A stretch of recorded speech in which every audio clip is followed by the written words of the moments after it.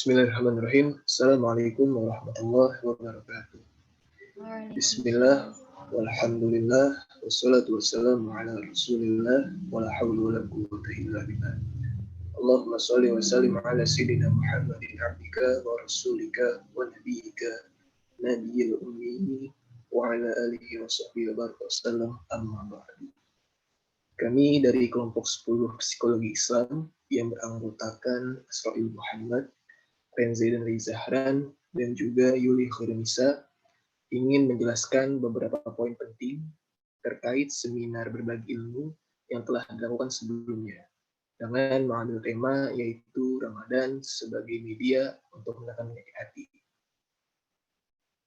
Untuk pertanyaan pertama, lantas apa sih urgensi diadakannya program tersebut? Dalam perspektif Islam, penyakit hati sering diidentikan dengan beberapa sifat, macam sifat buruk atau tingkah laku tercela, atau al-akhlaq al-mazmumah, seperti dengki, iri hati, arogan, emosional, dan lain sebagainya. Beberapa sifat tersebut ada relevansinya jika dianggap sebagai penyakit jiwa. Sebab dalam kesehatan mental, sifat-sifat tersebut merupakan indikasi dari penyakit kejiwaan manusia. Perlu kita ketahui juga bahwa di masa sekarang ini banyak sekali terjadi kemerosotan moral.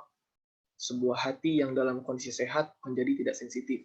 Sebuah hati yang sehat, jika satu kali saja melanggar perintah Allah Ta'ala, ia akan bergetar dengan luar biasa.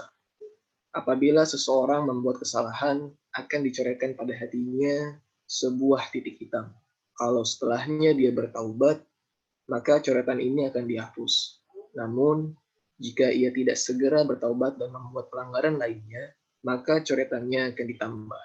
Semakin lama, hati tersebut akan berada dalam keadaan legam hitam. Hatinya tidak lagi mengenal kebaikan dan tidak mengingkari kebatilan.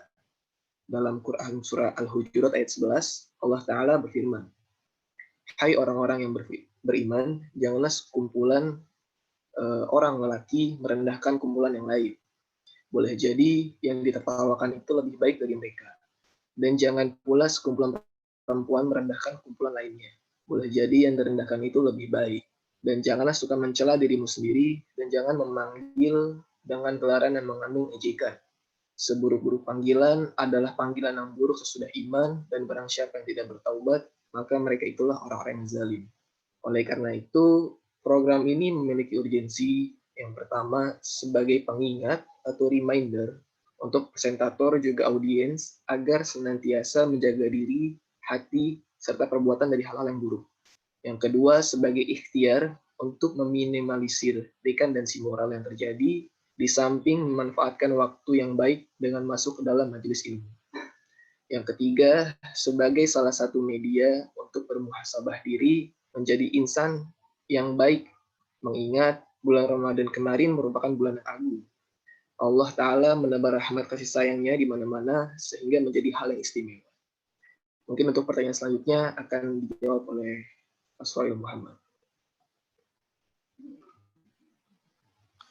Baik, bismillahirrahmanirrahim. Assalamualaikum warahmatullahi wabarakatuh. Sebelumnya terima kasih kepada Saudara Renzedan yang sudah memberikan kesempatan kepada saya. Kalau tadi Renzedan menjelaskan tentang urgensi dalam kegiatan ini, lalu selanjutnya di sini saya akan menjelaskan nih, yaitu terkait apa materi yang disajikan dalam program ini. Nah, di sini saya akan menjelaskan tentang materi saya yang kemarin saya sampaikan tentang berbagi ilmu. Mungkin boleh Kanesa ditampilkan PPT-nya. Nah, di sini bahwasanya kita di berbagi ilmu mengambil tema Ramadan sebagai media untuk menekan penyakit hati. Nah, mungkin kita tak lain setiap kita harinya, setiap saat, setiap kita melakukan aktivitas, kehidupan kita tak luput dari yang namanya dosa, khilaf, salah. Dan itu yang menyebabkan diri kita terkadang hati kita menimbulkan rasa dengki, hasad, hasud terhadap orang lain. Nah, hasad, hasud, dengki, dan lain sebagainya itu menjadi penyakit hati buat kita. Sehingga menyebabkan diri kita kayak sifatnya iri aja, sifatnya dengki aja. Seolah-olah nanti hati kita menimbulkan sebuah dosa kepada Allah Subhanahu wa Ta'ala. Dan di sini saya menjelaskan bahwasannya penyakit hati di sini ada obatnya. Apa obatnya? Bisa di next. Di sini obat hati yang pertama kata Al-Imam Yahya bin Mu'azzaraji. Al-Imam Yahya bin Mu'azzaraji pernah berkata, dawal qalbi khamsatu asya'a. Bahwasanya obat hati itu ada 5 perkara. Yang pertama yaitu qiraatul Quran bitafakkur, membaca Al-Quran sambil dihayati. Kita tahu Al-Quran sebagai peneman hidup buat hidup kita. Tetapi Al-Quran juga sebagai media ketika kita sedang gundah, ketika kita sedang gelisah, ketika kita sedang sedih. Jadikanlah Al-Quran sebagai pedoman untuk menjadi penghibur buat kita, menjadi penenang buat kita. Karena sebaik-baiknya manusia, kata baginda Rasul, khairukum man ta'allama al-Quran wa 'allamah. Sebaik-baiknya kalian adalah orang yang belajar Al-Quran dan yang mengamalkannya. Untuk itu, obat hati yang pertama yaitu membaca Al-Quran sambil dihayati agar hati kita bisa menjadi tenang. Yang kedua adalah ada wakhala'ul batni. Wakhala'ul batni di sini adalah sering mengosongkan perut. Sering mengosongkan perut di sini adalah disebut juga dengan puasa.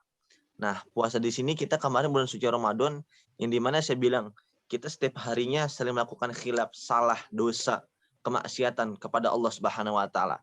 Maka di bulan suci Ramadan ini kita dituntut oleh Allah, diwajibkan oleh Allah untuk berpuasa. Tujuannya apa?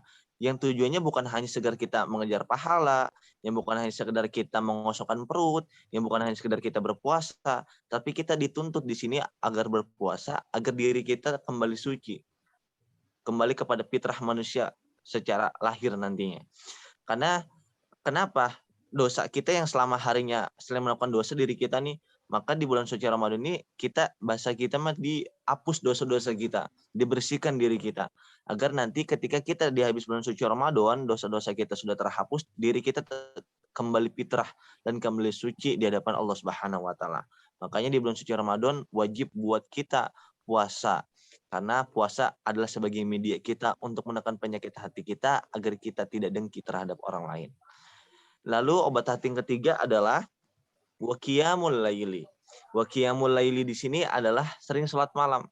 Sering sholat malam ini bisa kita sholat tahajud, khususnya sholat tahajud. Nah, kadang kita biasanya sholat tahajud di sini bisa seminggu sekali ataupun 2 minggu sekali. Tapi kita di sini saya kembalikan. Kan sudah jelas ayatnya yang Allah katakan dalam surah Al-Baqarah ayat 183, ya ayyuhalladzina amanu kutiba alaikumusyiyamu kama kutiba alal ladzina min qablikum la'allakum tattaqun. Di sini la'allakum tattaqun, kita dituntut menjadi hamba Allah yang bertakwa. Nah, bertakwa di sini di bulan suci Ramadan kita bukan takwa di bulan suci Ramadan doang, tetapi ketika kita sudah selesai bulan suci Ramadan, kita dituntut juga untuk bertakwa. Jadi bertakwanya kita continue, bukan hanya sekedar di bulan suci Ramadan. Nah, maka teman-teman di sini saya menjelaskan kita sebenarnya takwa adalah yang menjalankan perintahnya Allah. Bukan hanya di bulan suci Ramadan, tetapi untuk selanjutnya di bulan hari demi hari ketakwaan kita bisa terus menambah. Makanya di sini sholat malam sangat penting, bukan hanya kita sebulan sekali, tapi kalau bisa setiap hari kita menunaikan ibadah tahajud kepada Allah Subhanahu wa taala. Lalu yang selanjutnya yang keempat yaitu adalah watazaru ijazahri. Watazaru ijazahri ini sering merendahkan diri ketika waktu sahur.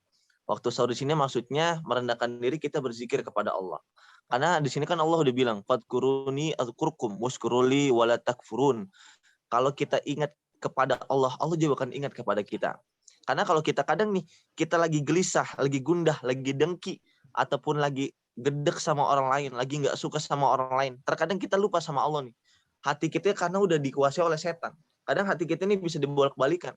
Nah, makanya ketika kita lagi benci sama orang, ketika kita lagi dengki, ingat kepada Allah. Ada Allah, kita berzikir kepada Allah. Karena zikir sebaik-baiknya zikir adalah zikir yang mengingat kepada Allah. Bukan hanya sekedar zikir untuk ngomong doang ataupun segala macam. Tapi ketika kita lagi dengki, lagi sakit hati dengan orang lain, maka kita mengingat Allah. Kalau kita sudah mengingat Allah, insya Allah hati kita akan ditenangkan oleh Allah Subhanahu wa taala. Lalu yang kelima, yang terakhir adalah wa mujalasati sholihin. Wa mujalasati sholihin di sini kita sering kumpul bersama orang-orang yang soleh. Kita sudah membaca Al-Quran, sudah puasa, sudah sholat malam, terus sudah berzikir, maka di sini sering kumpul bersama orang-orang soleh adalah menurut saya adalah obat hati yang paling ampuh. Terkadang kita ketika dengki sama orang lain, ketika kita dengan sakit hati, kita sedang gelisah ataupun apa, orang-orang soleh adalah sebagai nasihat jalan untuk yang ampuh buat diri kita. Karena kenapa saya bilang mengatakan kayak gitu? Kita membaca Quran kadang ada hawa males. Sholat juga ada hawa males, zikir juga ada hawa males. Maka setidaknya dari 4 poin itu ketika kita males, tidak bisa menjalankan, minimal satu ini jangan pernah jauhi orang-orang yang soleh. Jangan pernah kita meninggalkan ulama, jangan pernah kita menjauhkan ulama. Karena ulama yang baik, orang soleh yang baik, itu akan menjadi pedoman buat kita, menjadi nasihat buat kita, agar diri kita bisa lebih terarah, agar diri kita bisa lebih dekat kepada Allah Subhanahu wa Ta'ala. Maka 5 poin itu menjadi sangat penting buat kita semua agar hati kita selama di bulan suci Ramadan ataupun selanjutnya 5 poin ini akan menjadi obat hati, menjadi penenang buat hati kita. Amin ya rabbal alamin. Maka untuk itu mudah-mudahan apa yang materi saya bukan hanya cukup sampai di sini. Agar lebih jelasnya kita simak sama-sama materi selanjutnya yang akan dijelaskan oleh teman saya Yuli Khairinisa. Kepadanya saya persilahkan. Bismillahirrahmanirrahim. Assalamualaikum warahmatullahi wabarakatuh. Apakah suara saya terdengar? Assalamualaikum warahmatullahi wabarakatuh. Masuk. Apakah share screen-nya sudah terlihat? Belum. Udah belum? Belum, Kanisa. Oke. Bentar ya.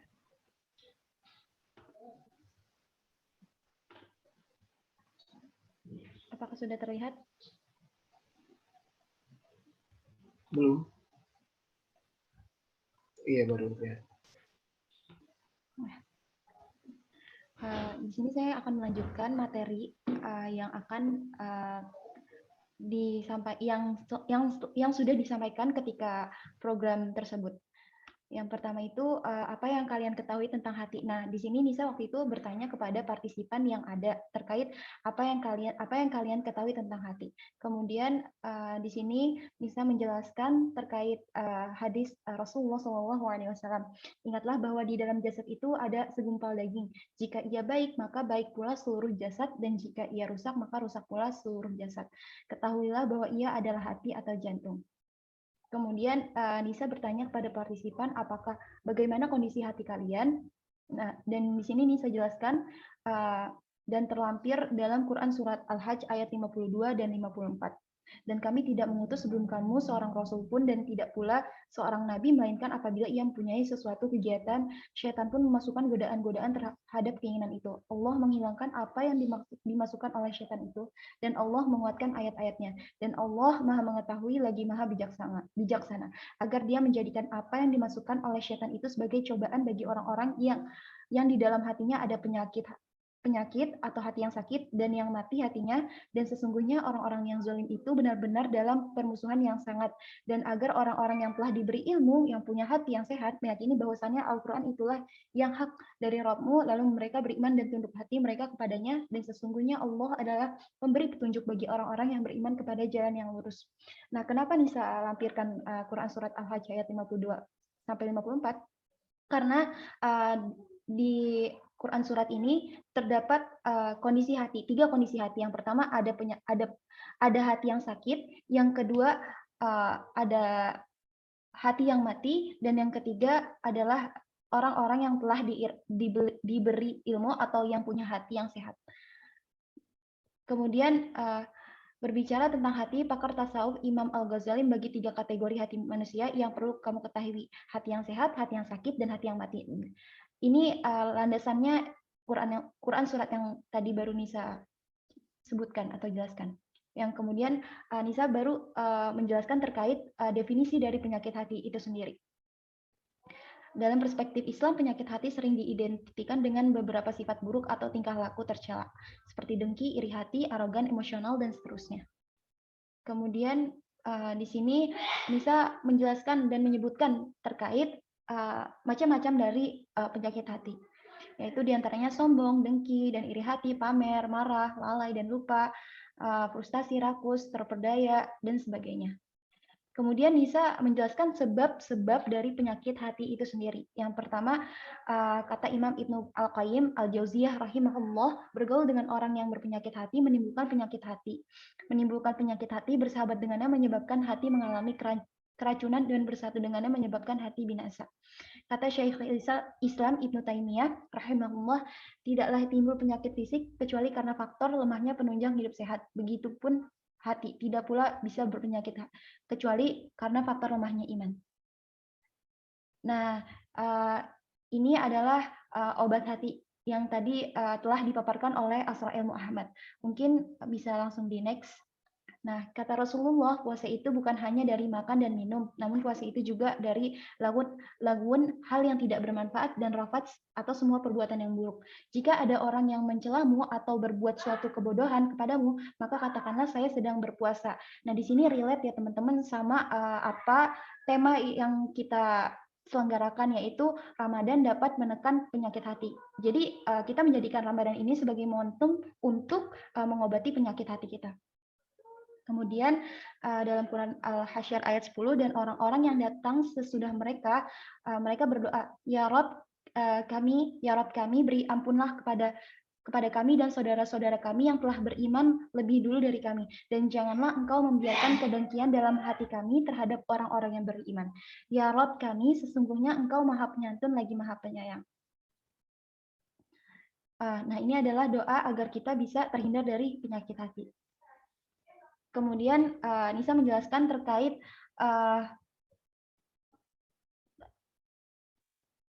perkataan dari Iyas bin Muawiyah bin Qurrah mengatakan, orang yang paling utama di antara mereka adalah orang yang paling lurus hatinya dan yang paling sedikit gibahnya. Dan kemudian Sufyan bin Dinar mengatakan, aku berkata kepada Abu Bashir, ia adalah salah satu murid Ali bin Abi Thalib. Kabarkan kepada saya amalan apa yang biasa diamalkan orang-orang sebelum kita para salaf. Ia berkata, mereka beramal sedikit namun mendapatkan banyak pahala. Aku bertanya, bagaimana bisa begitu? Ia berkata, karena lurusnya hati mereka. Di sini bisa taruh perkataan dari Sufyan bin Dinar sebagai motivasi untuk kita agar terhindar dari suatu penyakit hati. Kemudian karena ketika itu sedang bulan Ramadan dan tepatnya di 10 hari terakhir Ramadan, Nisa memaparkan terkait doa yang sering disunahkan oleh Rasulullah SAW, yaitu Allahumma innaka afuwwun karim tuhibbul afwa fa'fu anni ya karim. Juga doa terkait agar kita terhindar dari agar kita dijauhkan dari namanya penyakit hati. Ya Allah, zat yang bolak-balikan hati, teguhkanlah hatiku di atas agamamu. Mungkin itu saja pemaparan materi yang telah Nisa sampaikan kepada berbagi ilmu. Selanjutnya akan dijelaskan oleh teman saya. Oke, baik. Terima kasih Kak Nisa. Bisa ditampilkan slide berikutnya. Nah, di ini selanjutnya tadi ketika kita sudah menyampaikan materi terkait Ramadan sebagai media untuk menekan penyakit hati. Nah, teman-teman juga udah pada tahu penyakit hati itu apa aja dan obatnya udah tadi sudah dijelaskan oleh saya dan Kanisa. Lalu pertanyaan selanjutnya adalah di sini pertanyaan selanjutnya selain tadi pertanyaan kedua kan materi apa yang disajikan dalam program. Nah, pertanyaan selanjutnya yaitu adalah bagaimana gambaran pelaksanaan program. Nah, bagaimana gambaran pelaksanaan program itu ada di slide terakhir Kanisa. Boleh dikasih tahu? Nah, gambaran kegiatan pelaksanaan program, kita sebenarnya mulai itu jam 1, cuman karena memang kita menunggu responden dan peserta segala macam, akhirnya acara kita mulai 13.30 sampai 13.40 itu pembukaan. Nah, 13.40 sampai 13.45 itu pembacaan CV pemateri, yaitu kemarin yang menyampaikan materi itu saya dan Kanisa sampai 13.45. Nah, lalu 13.45 sampai 14.15 itu penyampaian materi 1 oleh saya. Materi 2-nya yaitu disampaikan oleh Kanisa dari jam 14.15 sampai 14.45. Nah, dari jam 14.45 kita sampai jam 3 itu ada sesi door prize, ya kan? Nah, door prize itu sangat antusias banget kemarin teman-teman peserta ya, sangat luar biasa. Nah, lalu jam 3 sampai jam 3:05 itu sesi foto bersama. Lalu jam 3:05 sampai jam 3:10 yaitu penutup yang ditutup oleh moderator. Itu gambaran kegiatan berbagi ilmu dari kelompok 10 kemarin. Lalu selanjutnya, pertanyaan selanjutnya akan dijawab oleh teman saya yaitu Renze dan Kepennya dipersilakan. Oke, terima kasih. Untuk selanjutnya, bagaimana terkait respon peserta akan program yang dijalankan. Jadi, Masya Allah, luar biasa sekali responden atau juga partisipan sangat tertarik dengan tema yang disampaikan. Sehingga cukup banyak terjadi komunikasi dua arah, ditambah kelompok kami juga benar-benar mengambil konsep sharing atau berbagi, sehingga beberapa peserta dengan presentator ini memiliki diskusi yang cukup baik, karena saling mengisi berbagai pembahasan di dalam program tersebut. Mungkin pertanyaan selanjutnya bisa dijelaskan oleh teman saya lagi. Ya, apakah suara saya terdengar? Iya, masuk. Ya, jadi di sini saya akan menjawab terkait apa yang Anda pelajari dari program ini. Sebenarnya bukan Anda ya, tapi kami, karena kita di sini kerjasama. Jadi yang pertama itu inti dari pembahasan ini yaitu kita belajar untuk memanajemen untuk menyelenggarakan program ini. Nah, dalam manajemen itu kan ada planning, organizing, terus pengawasan sama controlling. Nah, di planning ini kita ini kayak menentukan tujuan serta target dari program yang akan diselenggarakan. Kemudian menyusun strategi untuk mencapainya. Kemudian tiga, menetapkan partisipan yang dibutuhkan atau target partisipan yang dibutuhkan dalam program ini. Kemudian menentukan standar keberhasilan atau menentukan kita tuh berhasil kalau misalkan partisipannya tuh mencapai berapa ya gitu. Ditambah lagi kita di sini juga dalam perencanaan seperti menyusun tema, terus menyusun materi dan segala macamnya. Kemudian yang kedua ini yaitu adalah organizing. Nah, dalam organizing ini kita ini yang pertama itu memberikan job desk tiap-tiap pada panitia, seperti misalkan Reza Zaidan sebagai moderator, kemudian Asroil Muhammad sebagai pemateri, dan saya sendiri sebagai pemateri dan sebagainya. Kemudian yaitu ada pengawasan atau pengarahan. Di sini kita pengawasan dan pengarahan seperti misalnya memberikan pengarahan kepada partisipan yang telah bergabung dalam grup. Kemudian seperti kita seperti kita memberitahu kapan acara tersebut dilaksanakan dan sebagainya. Kemudian yang terakhir ini adalah controlling atau pengawasan. Nah, di pengawasan ini yang pertama menetapkan waktu yang telah ditentukan pada program ini. Kemudian mencari solusi ketika ada masalah yang terjadi di program yang sedang dilaksanakan. Misalkan kendala teknis dan segala macamnya. Kemudian setelah itu kita juga melakukan pengawasan apabila ada partisipan yang memiliki kendala dan segala macamnya. Mungkin itu saja. Kemudian juga yang kedua ini dari program ini kami belajar untuk saling kerjasama, terus kemudian menemukan satu visi dan misi yang sama untuk mencapai tujuan bersama. Mungkin itu saja dari Nisa. Dan akan dilanjut oleh teman saya. Oke, baik. Terima kasih, Kanisa. Jadi, kami membuat video ini adalah dan mengadakan program kemarin juga di bulan suci Ramadan berbagi ilmu. Ini tak luput kita sama-sama belajar segala macam. Pokoknya ini menjadi pembelajaran juga buat kita, menjadi melatih kita bagaimana untuk menyampaikan ilmu kepada orang banyak. Kita bukan sebagai pemateri, tapi kita sama-sama belajar. Tipenya kita sharing di sini. Pokoknya kegiatan kemarin juga sangat luar biasa. Respondennya juga sangat luar biasa juga. Karena memang kita kesalahan teknis, seharusnya pas kemarin pas mulai acara itu langsung sesi dokumentasi ya. Tapi ketika kita pas di akhir itu respondennya mulai menurun, tapi nggak apa-apa. Cuman pas moderator memberikan kesimpulan dan ada sesi door prize, di situ sangat luar biasa banget. Ada sesi tanya jawab juga, saya lupa mencantumkan tadi, dan banyak juga responden yang bertanya, tetapi karena waktu terbatas, akhirnya kita cuma buka 3 penanya dan alhamdulillah bisa berjalan dengan lancar. Mungkin pada intinya gitu, mudah-mudahan video kami ini bisa bermanfaat bagi teman-teman semua dan mudah-mudahan bisa membawa hal yang sangat bermanfaat buat kita semua dan khususnya bagi kita nih kelompok 10 yang menyampaikan materi kemarin. Terima kasih, kurang lebihnya mohon maaf. Wassalamualaikum warahmatullahi wabarakatuh. Waalaikumsalam warahmatullahi wabarakatuh.